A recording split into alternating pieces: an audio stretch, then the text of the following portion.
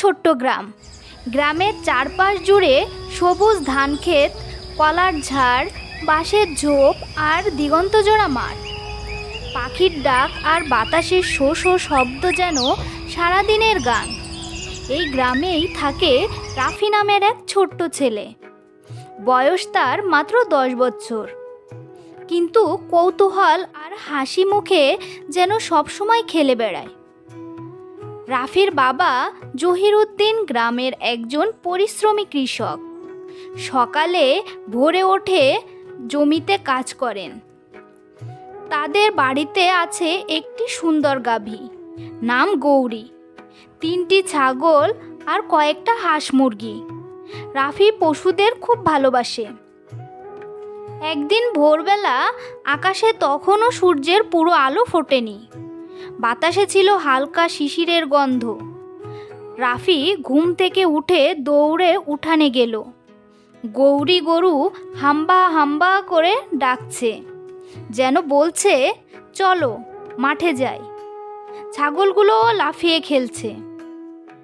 মা, আমি বাবার সঙ্গে মাঠে যাব। আজ গৌরী আর ছাগলগুলোকে চড়াবো। মা হেসে বললেন, যাও বাবা, কিন্তু খেয়াল রেখো যেন দুষ্টুমি না করো, পশুগুলো যেন ঠিকমতো খেতে পারে। রাফি খুশিতে লাফিয়ে উঠল। বাবা দা আর কাস্তে নিয়ে বের হলেন, আর রাফি হাতে বাঁশের লাঠি নিয়ে গরু ছাগলকে ডাকতে ডাকতে মাঠের পথ চলল। গ্রামের রাস্তা পেরিয়ে যখন তারা মাঠে পৌঁছলো, রাফির চোখ জ্বলে উঠল আনন্দে। চারপাশে শুধু সবুজ আর সবুজ। ধান গাছের মাথায় শিশিরের ফোঁটা রোদ ঝিকমিক করছে। পাখির ঝাঁক উড়ে যাচ্ছে মাথার উপর দিয়ে। দোয়েল, শালিক, টিয়া আর সাদা বক। গৌরী গরু শান্তভাবে ঘাস খেতে লাগলো। ছাগলগুলো ইধার উধার দৌড়ে বেড়াচ্ছে।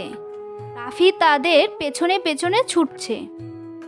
কখনো ছাগল লাফিয়ে কচি ঘাস খায়, কখনো আবার মাটিতে গড়াগড়ি দেয়।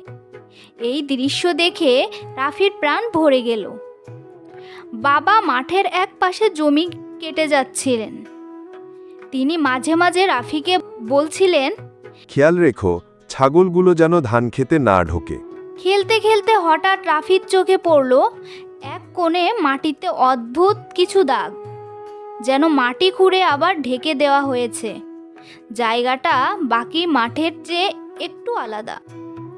রাফি চিৎকার করে বলল, বাবা, বাবা, এদিকে আসো, এখানে কিছু অদ্ভুত আছে। বাবা কাজ ফেলে এসে দেখলেন সত্যি জায়গাটা অস্বাভাবিক। মনে হলো কেউ অনেক আগে কিছু পুঁতে রেখেছিল। চলো দেখি, বাবা বললেন। তারা দুজনে মাটি খুঁড়তে লাগলো। কিছুক্ষণ পর মাটি থেকে বের হলো একটি পুরনো কাঠের বাক্স। বাক্সটা ছোট কিন্তু ভারী। ধুলো মাটি জমে গেছে চারপাশে। রাফির চোখ বিস্ময়ে বড় হয়ে গেল। বাবা, এ যে গুপ্তধনের বাক্স। বাবা সাবধানে বাক্স খুললেন। ভেতরে সোনাদানা বা গহনা নেই, কিন্তু কিছু চকচকে রঙিন পাথর আছে।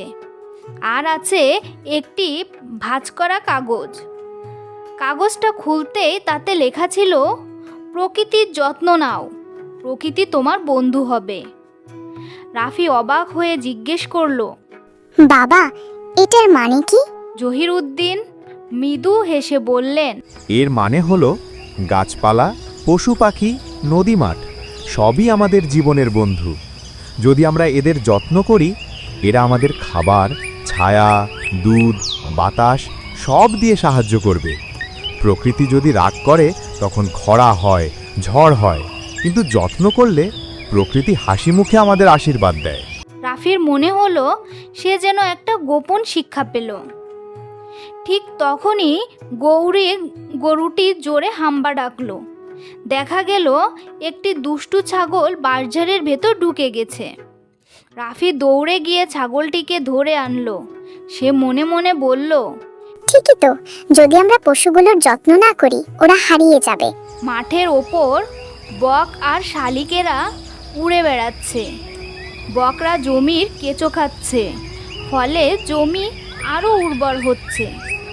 বাবা বললেন, দেখেছো বক আর শালিকেরা কিভাবে জমিকে রক্ষা করছে? প্রকৃতির প্রতিটি প্রাণী কোনো না কোনোভাবে উপকার করে। রাফি আনন্দে হাততালি দিল। ছাগলগুলো আবার তার পাশে এসে লাফাতে লাগলো। সময় গড়িয়ে বিকেল হলো। সূর্য পশ্চিম আকাশে লাল হয়ে ঝলমল করছে। মাঠ তখন একেবারে সোনালি আলোয় ভরে গেছে। বাতাসে ধানের গন্ধ ভেসে আসছে। বাবা গরু ছাগল জড়ো করলেন। রাফি তখনও ওই বাক্স আর বার্তার কথা ভাবছিল। মনে মনে প্রতিজ্ঞা করলো, আমি কখনো মাঠে আবর্জনা ফেলবো না, গাছপালা নষ্ট করব না, পশু পাখির যত্ন নেব। তারা সবাই মিলে বাড়ি ফিরল। মা তখন রান্না করছেন।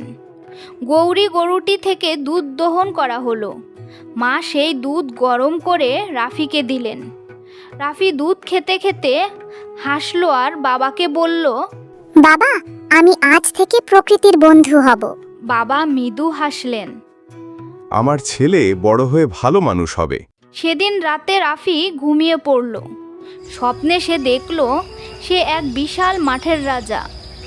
গাছ, ফুল, পাখি, গরু, ছাগল সবই তার বন্ধু হয়ে গান গাইছে, নাচছে। আর আকাশ থেকে আসছে সেই বাক্সের আলো। আলোটা যেন বলছে, প্রকৃতিকে ভালোবাসো, প্রকৃতিও তোমাকে ভালোবাসবে। রাফি ঘুমের ভেতরেই হাসল।